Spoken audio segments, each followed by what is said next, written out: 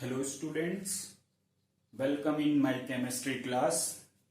In previous class, we talk about properties of matter and their properties, in which we talk about matter has large number of tiny particles, matter particles have separation between them, matter particles attract with each other.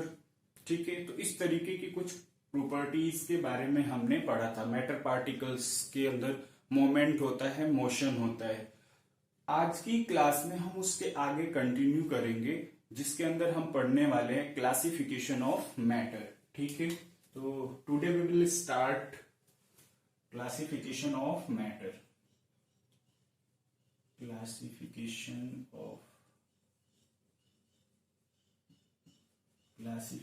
Of matter,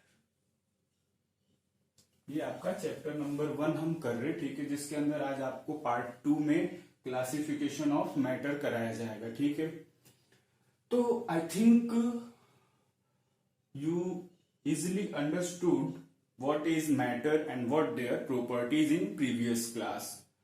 सबसे पहले जब हम किसी topic को start करते हैं, ठीक है, तो first of all we must know about that.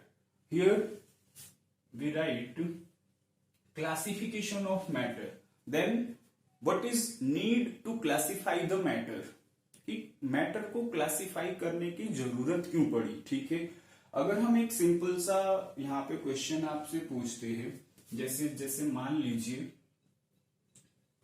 कि अगर ह्यूमन बीइंग है, ठीक, ह्यूमन बीइंग के अंदर ब्लड होता है, बोन्स होती हैं, रेस्पिरेशन के लिए हम ऑक्सीजन इनटेक करते हैं और कार्बन डाइऑक्साइड गैस रिलीज करते हैं।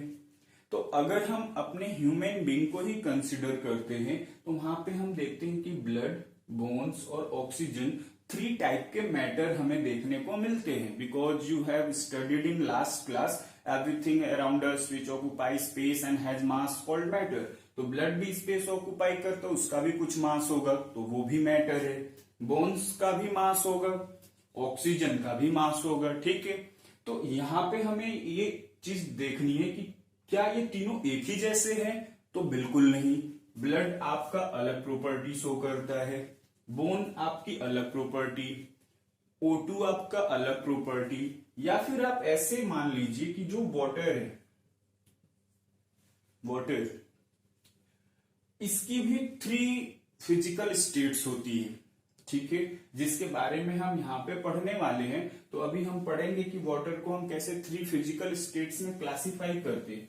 लेकिन मेरे कहने का यहाँ पे एक सिंपल सा मतलब है कि आप वाटर ले लीजिए,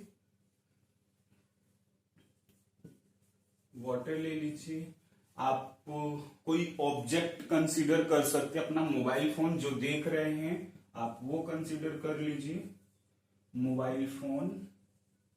ठीक, तो जो आपका वाटर है, मोबाइल है, ठीक है, वाटर की प्रॉपर्टी मोबाइल की प्रॉपर्टी से डिफरेंट है और दोनों ही मैटर है। ये भी मास ऑक्युपाई करता है, इसका भी वॉल्यूम होता है, वाटर का भी मास होता है, ये भी वॉल्यूम ऑक्युपाई करता है, बट इन दोनों में कुछ ना कुछ डिफरेंस है। इसी बेसिस पे हमें क्लासिफिकेशन करने की जरूरत पड़ती है कि सारे मैटर एक जैसे नहीं होते हैं, तो हम फिर मैटर की क्लासिफिकेशन स्टार्ट करते हैं। ठीक है, तो जो हम मैटर की क्लासिफिकेशन करते हैं उसके अंदर और एक चीज का आपको ध्यान रखना है कि जब कोई भी क्लासिफिकेशन होती है तो किसी ना किसी बेसिस पे होता है, किसी ना किसी बेस को कंसीडर करके हम चीजों को क्लासिफाई करते हैं। तो यहाँ पे मैटर को क्लासिफाई करने का जो बेस, मेनली जो मेन कॉन्सेप्ट है टू क्लासिफाई द मैटर, वो है आपका intermolecular force of attraction. Intermolecular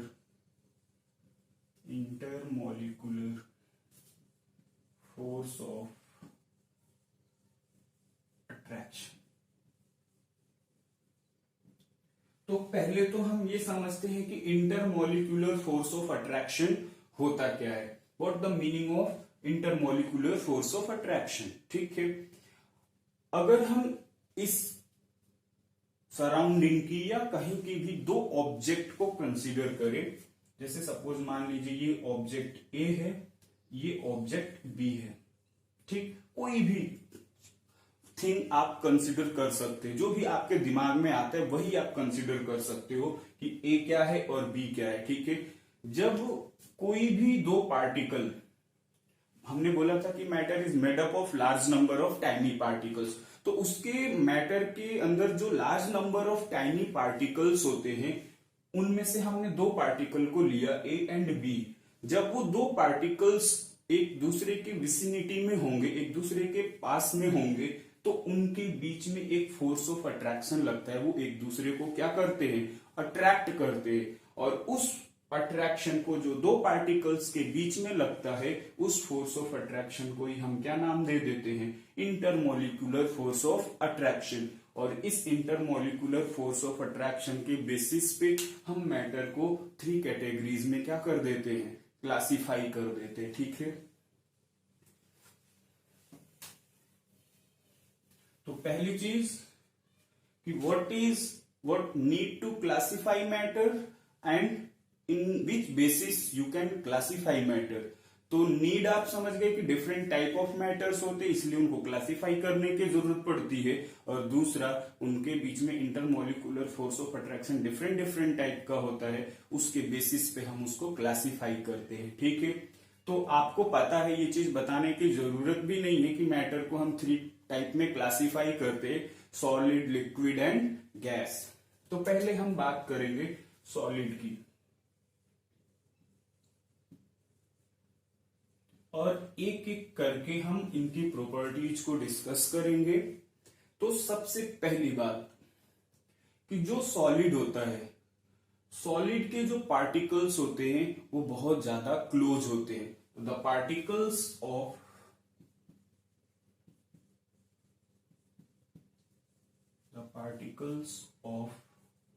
solid are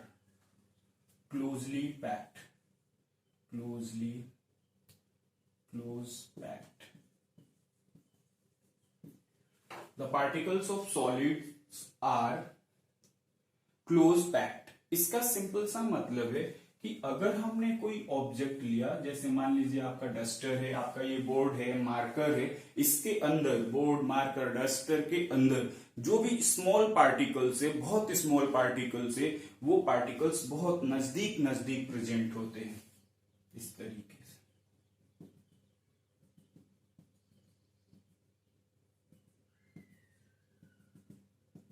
इस तरीके से बहुत ही क्लोजली पैक्ड होते हैं। अब आप एक चीज यहां पे समझेंगे कि अगर सॉलिड है, उसके पार्टिकल क्लोजली पैक्ड होंगे, तो जो इंटरमोलिकुलर फोर्स ऑफ अट्रैक्शन होगा वो ज्यादा होगा या कम होगा। जब दो पार्टिकल नजदीक होंगे, फिर इनके बीच में थोड़ी डिस्टेंस ज्यादा हो गई, फिर और ज्यादा हो गई। अब आप खुद बताइए कि इन तीनों केसेस में किस केस में फोर्स ऑफ अट्रैक्शन ज्यादा होगा। तो आप ऑब्वियस सी बात है कहेंगे कि जिन पार्टिकल्स के बीच की डिस्टेंस कम होगी, वहां पे इंटरमोलिकुलर फोर्स ऑफ अट्रैक्शन क्या होगा, ज्यादा होगा। तो यहाँ पे ज्यादा, यहाँ पे उससे कम, और सबसे कम यहाँ पे होगा। तो हमने बोला कि जो सॉलिड के पार्टिकल्स होते हैं वो क्लोजली पैक्ड होते हैं, और क्लोजली पैक्ड होने की वजह से वो बहुत नजदीक होंगे, तो उनके बीच में इंटरमोलिकुलर फोर्स ऑफ अट्रैक्शन क्या होगा, बहुत ज्यादा होगा। तो इसलिए हम यहाँ पे लिखते हैं कि the intermolecular force of attraction, intermolecular force of attraction, intermolecular force of attraction is maximum। यानी कि अगर आप मैटर के किसी भी डिफरेंट टाइप को कंसिडर करेंगे, उसमें जो सॉलिड होगा उसमें इंटरमोलिकुलर फोर्स ऑफ अट्रैक्शन क्या होगा, सबसे ज्यादा होगा। तो आई थिंक ये बात अब आपको क्लियर हो गई होगी कि क्यों सॉलिड के अंदर जो particle intermolecular force of attraction होता है वो ज्यादा होता है, क्योंकि उसके पार्टिकल्स क्या होते हैं, बहुत नजदीक होते हैं, और इसी वजह से उसमें इंटरमोलिकुलर फोर्स ऑफ अट्रैक्शन क्या होता है, ज्यादा होता है। ठीक है, या आप इसको रिवर्स भी बोल सकते हो कि इंटरमोलिकुलर फोर्स ऑफ अट्रैक्शन ज्यादा होने की वजह से ही सॉलिड के पार्टिकल्स क्या होते, क्लोजली पैक्ड होते हैं। ये भी बात आप बोल सकते हैं कि इंटरमोलिकुलर फोर्स ऑफ अट्रैक्शन बहुत ज्यादा है, दूर दूर जो पार्टिकल्स है वो बहुत नजदीक होते हैं, इस वजह से वो क्लोजली पैक्ड होते हैं, उनके पार्टिकल्स नजदीक नजदीक रहते हैं। क्लियर है इतनी बात? अब हमें सेकेंड पॉइंट इसमें पढ़ना है। अब जो आपने पढ़ रखा है, जैसे आप पढ़ते हैं, प्रीवियस क्लासेस में पढ़ा होगा कि solid has definite shape, size and fixed volume. Solid has definite shape, size and fixed volume. तो हमारा क्वेश्चन ये अराइज होता है कि why solid has definite shape, definite volume। ये आपके दिमाग में भी ये क्वेश्चन आ सकता है कि आप पूछ सकते हैं कि अगर हम कोई सॉलिड लेते हैं तो उस सॉलिड का शेप, साइज और फिक्स्ड वॉल्यूम क्यों होता है। ठीक है, तो इसका हमें आंसर ढूंढना है कि क्यों होता है। ठीक, समझिएगा जरा इस बात को ध्यान से कि जैसे मान लीजिए हमने कोई भी सॉलिड लिया, हमने कहा कि इसके पार्टिकल्स बहुत क्लोजली पैक्ड होते हैं, और जब क्लोजली पैक्ड होंगे तो इनके बीच में क्या होगा, इंटरमोलिकुलर फोर्स ऑफ अट्रैक्शन ज्यादा होगा। इंटरमोलिकुलर फोर्स ऑफ अट्रैक्शन ज्यादा होने की वजह से इनके जो पार्टिकल्स होंगे, जैसे समझना है यहाँ पे, जैसे मान लीजिए ये एक पार्टिकल है, ये इसके साथ भी अट्रैक्ट हो रहा है, इसके साथ भी अट्रैक्ट, इसके साथ भी अट्रैक्ट और इसके साथ भी, यानी कि वो चारों डायरेक्शन में अट्रैक्ट हो रहा है। तो क्या उस पार्टिकल की पोजीशन में कोई चेंज आएगा, वो किसी भी डायरेक्शन में शिफ्ट होगा, नहीं होगा। और इसी वजह से जब उस पार्टिकल के डायरेक्शन में कोई चेंज नहीं होगा तो क्या उसका शेप चेंज होगा, बिल्कुल नहीं होगा। जिस शेप में है वो उसी शेप में रहेगा। इस वजह से हम कहते हैं कि सॉलिड के जो पार्टिकल्स होते हैं उसमें इंटरमोलिकुलर फोर्स ऑफ अट्रैक्शन ज्यादा होने की वजह से वहां पे कोई फ्रीली मोशन नहीं हो पाता है, और इस वजह से उनकी जो शेप एंड साइज होती है वो क्या होती है, फिक्स्ड होती है, डेफिनेट होती है। अब वॉल्यूम की बात करते हैं, अगर शेप एंड साइज फिक्स्ड है, डेफिनेट है, तो उसका वॉल्यूम भी क्या होगा, फिक्स होगा। I think is it clear कि इसमें मैंने आपको क्या बताया है। ठीक है, नेक्स्ट पॉइंट देखते हैं हम, डेंसिटी।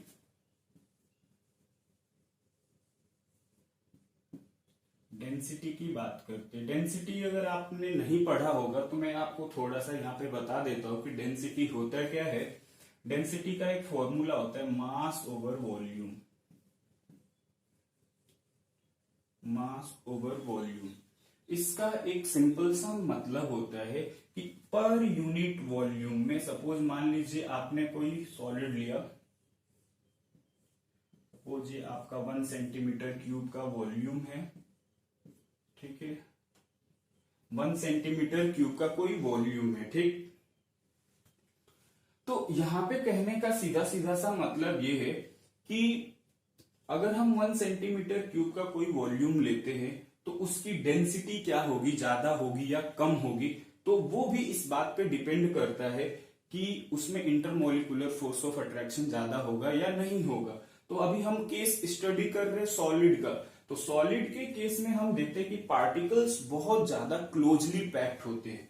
तो जब पार्टिकल्स बहुत ज्यादा क्लोजली पैक्ड होंगे, यानी कि अगर हमने 1 सेंटीमीटर क्यूब वॉल्यूम लिया और इसमें पार्टिकल्स बहुत नजदीक नजदीक प्रेजेंट होंगे, तो इस वॉल्यूम का जो मास होगा वो ज्यादा होगा कि नहीं होगा, बिल्कुल होगा।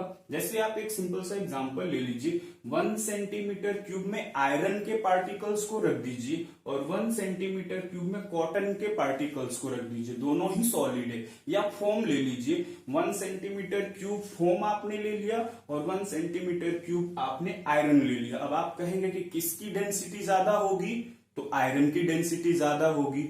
क्यों ज्यादा होगी वो यहां से समझ आएगा। जब हम इस तरीके का कोई फॉर्मूला लिखते हैं तो जो D equals to mass over volume है, इसमें हम कहते हैं कि डेंसिटी जो होता है वो डायरेक्टली प्रोपोर्शनल होता है किसके, मास के।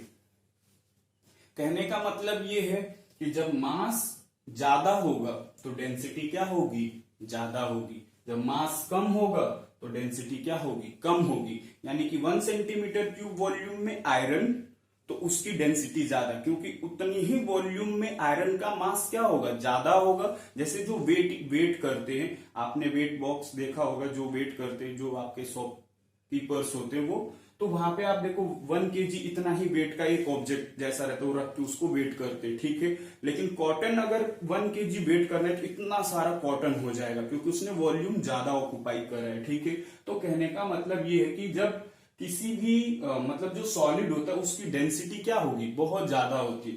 तो यहाँ पे डेंसिटी का मतलब मैंने आपको समझाया कि डेंसिटी जो होता है वो मास पे डिपेंड करता है, और सॉलिड की जो डेंसिटी होती है वो बहुत ज्यादा होती है, क्योंकि उसके पार्टिकल्स बहुत नजदीक नजदीक होते हैं और उसकी वजह से वहां पे मास ज्यादा होता है और उसकी डेंसिटी क्या होती है, ज्यादा होती है। कुछ एग्जाम्पल्स ऐसे मिलेंगे जहां पे एक्सेप्शंस होंगे, जैसे मरकरी है, लिक्विड फॉर्म में होता है लेकिन उसकी डेंसिटी क्या होती है, बहुत ज्यादा होती है, तो वो एक्सेप्शनल चीजें हैं, ठीक है। अभी हम यहाँ पे नॉर्मल चीजें पढ़ रहे, नॉर्मल प्रॉपर्टी पढ़ रहे, ठीक है। डेंसिटी के बाद हम बात करते हैं मेल्टिंग पॉइंट, बॉइलिंग पॉइंट, जो भी आपका नंबर है 4th या 5th। Melting and boiling point.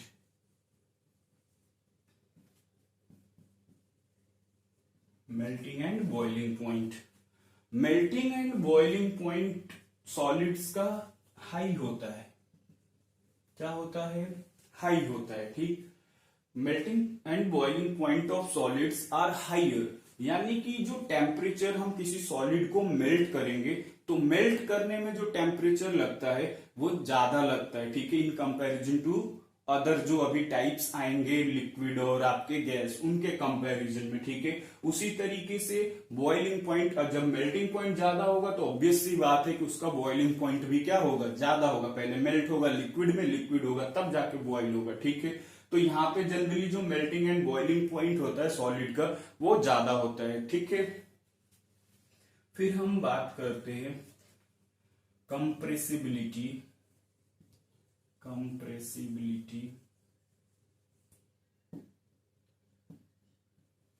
Compressibility का मतलब ये होता है कि हमने पढ़ रखा है कि matter particles have separation between them. Matter particles के बीच में क्या होता है, स्पेस होता है। तो कंप्रेस करने का मतलब ये होता है कि बहुत सारे जब दो पार्टिकल हमने कंसिडर किया, सपोज मान लीजिए ये ए पार्टिकल, ये बी पार्टिकल, इसके बीच में ये सेपरेशन है, तो इन पार्टिकल्स को जब हम नजदीक लाएंगे इसी को हम कहते हैं कंप्रेशन। तो हम प्रेशर लगा के चीजों को क्या कर सकते, कंप्रेस कर सकते। यानी कि एक बात ध्यान रखनी है कि जब पार्टिकल्स के बीच में स्पेस होगा, जब पार्टिकल्स के बीच में स्पेस होगा तभी आप उनको क्या कर सकते हैं, कंप्रेस कर सकते हैं। जब पार्टिकल्स के बीच में स्पेस ही नहीं होगा, बहुत कम स्पेस होगा, तो वो उनको हम कंप्रेस नहीं कर सकते। इसका मतलब जो आपका सॉलिड होता है वो कंप्रेसिबल नहीं होता है। कुछ एक्सेप्शन जैसे फोम हो गया आपका, वो होता है, लेकिन मोस्टली जो आपके सॉलिड्स होंगे वो कंप्रेसिबिलिटी का जो प्रॉपर्टी होता है वो शो नहीं करते। क्यों नहीं करते हैं ये आपको ध्यान रखना है। इसलिए नहीं करते कि उनके पार्टिकल्स के बीच में स्पेस बहुत कम होता है, बहुत कम होता है, जिसकी वजह से उनके पार्टिकल्स को और नजदीक हम नहीं ला सकते हैं। क्लियर है इतनी बात।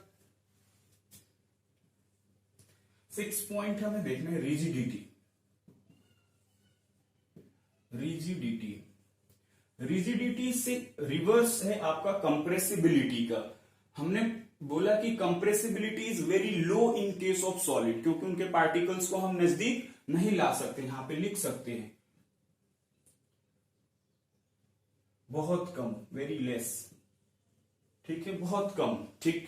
रिजिडिटी का मतलब ये होता है कि पार्टिकल्स को नजदीक जो कंप्रेसिबिलिटी है उसमें तो हम पार्टिकल्स को नजदीक लाते हैं। रिजिडिटी का मतलब होता है कि पार्टिकल्स को हम नजदीक ना ले जा पाए, ठीक है। उनके बीच में जितना कम स्पेस होगा वो उतना ज्यादा रिजिड होगा। अगर ज्यादा स्पेस है तो वो कम रिजिड होगा, क्योंकि हम उस पर प्रेशर लगा के उनके पार्टिकल्स को क्या कर सकते हैं, नजदीक कर सकते हैं। यानी कि सॉलिड के पार्टिकल्स को नजदीक लाना मुश्किल है, इस वजह से वो ज्यादा रिजिडिटी का कैरेक्टर क्या करते हैं, शो करते हैं। तो जो जनरली सॉलिड्स होते हैं वो किस नेचर के होंगे, रिजिड नेचर के होंगे, ठीक है। फिर हम बात करते हैं फ्लूइडिटी की। फ्लूइडिटी का मतलब होता है फ्लो करने का नेचर, फ्लो करने का नेचर।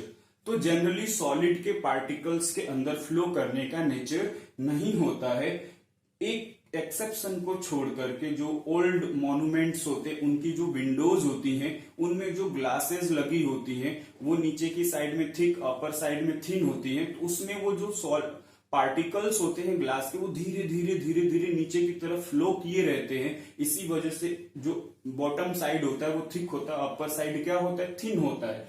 तो कुछ एकाध एक्सेप्शंस को छोड़ करके हम बोलते हैं कि जो आपके सॉलिड्स होंगे वहां पे कोई भी फ्लो करने का नेचर नहीं होता है। क्लियर है इतनी बात। तो ये कुछ जनरल प्रॉपर्टीज थी सॉलिड की जिनको कि हमने अभी यहाँ पे डिस्कस किया है। नेक्स्ट क्लास में हम डिस्कस करेंगे लिक्विड और गैस की प्रॉपर्टी। ओके।